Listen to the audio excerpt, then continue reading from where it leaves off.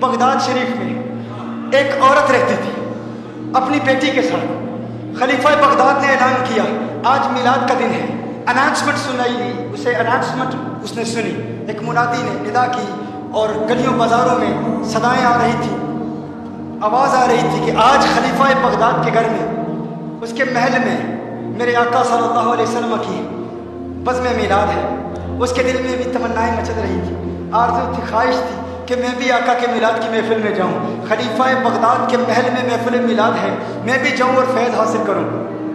اپنی بیٹی کو کہتی ہے بیٹی نئے کپڑے پہن لے، بیٹی غسل کر لے، آج ہم محفل میلاد میں جائیں گی. محفل میلاد میں جاتی ہیں، ماں بیٹی دونوں جاتی ہیں اور دیکھتی ہے کہ خلیفہ بغداد کے محل کے سامنے ایک دربان کھڑا ہے. دربان کہتا ہے تم کون ہو؟ کہا ہم نے میلاد کی اناؤنسمنٹ سنی، اعلان سنا، محفل میلاد میں حاضر ہونے کے لیے آئی ہے. کہا تمہارے پاس کوئی دعوت نامہ ہے، کوئی انویٹیشن کارڈ ہے؟ کہا انویٹیشن کارڈ نہیں. دربان نے کہا، اس گارڈ نے کہا، اس چوکیدار نے کہا دیکھو یہ خلیفہ بغداد کے محل کی محفل میلاد ہے، یہاں خاص لوگ آتے ہیں، عام لوگوں کو اجازت نہیں، یہ اسپیشل محفل ہے، یہاں مقتدر لوگ آتے ہیں، یہاں خاص مہمان آتے ہیں جو اس کے قریبی ہیں، جن کو وہ جانتا ہے، جن کو اس نے دعوت دی انہی کے لیے خاص دعوت ہے، ہر عام کے لیے دعوت نہیں ہے. اس نے کہا تمہارے پاس دعوت نامہ ہے؟ اس نے کہا ہمارے پاس دعوت نامہ تو نہیں ہے، ہمارے پاس انویٹیشن کارڈ تو نہیں ہے. اس نے کہا پھر تمہیں آنے کی اجازت نہیں. اس نے کہا انویٹیشن کارڈ تو نہیں ہے لیکن آقا کا پیار تو ہے نا، آقا کی محبت تو ہے نا، آقا سے عشق تو ہے نا. اگرچہ انویٹیشن کارڈ نہیں لیکن ہم حضور سے محبت تو کرنے کا نہیں،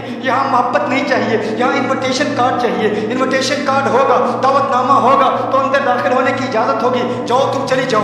ماں اور بیٹی روتے ہوئے واپس جاتی ہے. بیٹی کہتی ہے ماں دیکھ ہم غریبوں کو محفل میلاد میں بھی کوئی نہیں جانے دیتا، ہم غریبوں کو میلاد کی محفل میں جانے کی بھی اجازت نہیں ہے. ماں نے کہا اے بیٹی گھبرانے کی ضرورت نہیں، محفل میلاد کے لیے خلیفہ بغداد کے محل کا احتیاج نہیں، محل کی ضرورت نہیں. ارے آقا فقط محل والوں پر کرم نہیں فرماتے، اگر ہم محفل میلاد کا انعقاد دل کی گہرائیوں سے کریں گی تو آقا ہمارے کچے مکان پر بھی کرم فرما دیں گے. بیٹی گھبرانے کی ضرورت نہیں ہے، میری بیٹی گھبرانے کی ضرورت نہیں، آؤ ہم چلتی ہیں گھر میں، ہم گھر میں محفل میلاد کا انعقاد کریں گے. بیٹی نے کہا نہ کوئی ثنا خوان، نہ کوئی بیان کرنے والا، نہ کوئی خطیب، نہ کوئی مہمان. ماں نے کہا خطیب کی ضرورت نہیں، ثنا خوان کی ضرورت نہیں، مہمانوں کی ضرورت نہیں. بیٹی میلاد کے معجزات جو مجھے ازبر ہیں، جو مجھے یاد ہیں، میں تجھے سناؤں گی، میں نعتیں سناؤں گی، تو نعتیں سننا، جو تجھے یاد ہیں تو سناتی رہنا، میں سنتی رہوں گی. کہا ٹھیک ہے ماں، ایسے بھی محفل میلاد ہو جاتی ہے. کہا ہاں بیٹی محفل میلاد کے لیے کسی بڑی جگہ کی ضرورت نہیں، کسی بڑے میدان کی ضرورت نہیں، کچے مکان میں بھی آمنہ کا لال قدم فرمائے گا.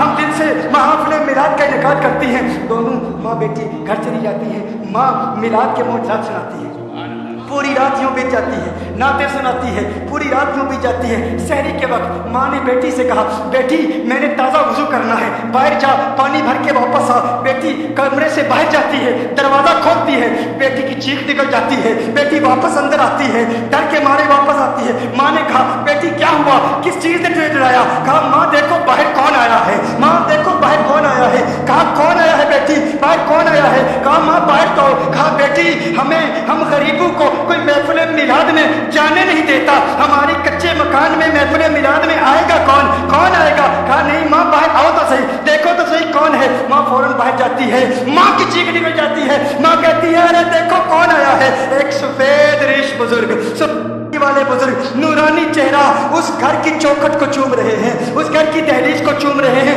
ماں کہتی ہے ارے پیرے پیرا، میرے میرا، غوث اعظم، پیرانے پیر، ارے لجپال، آپ مجھ غریب کے گھر میں اور میری دہلیز کو چوم رہے ہیں، آپ کا آنا کیسے ہوا؟ کہا ہے نادان عورت میں تیرے لیے نہیں آیا، تو جانتی نہیں پوری رات تو محفل میلاد کا انعقاد کر رہی تھی، تیرے دل سے نکلتی ہوئی صداؤں کو کسی نے قبول کر لیا.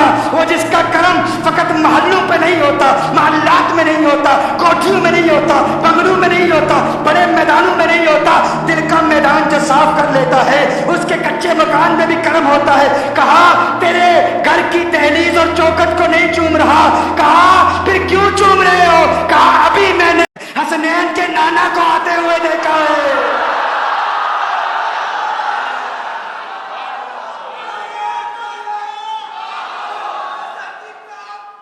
ابھی میں نے مدینے والے آقا کو آتے ہوئے وہ تیری محفل قبول ہو گئی ہے، اللہ کا شکر ادا کر، تیری محفل بارگاہ مصطفیٰ میں قبول ہو گئی ہے. میں ان کے قدموں کی زانوں کو چوم رہا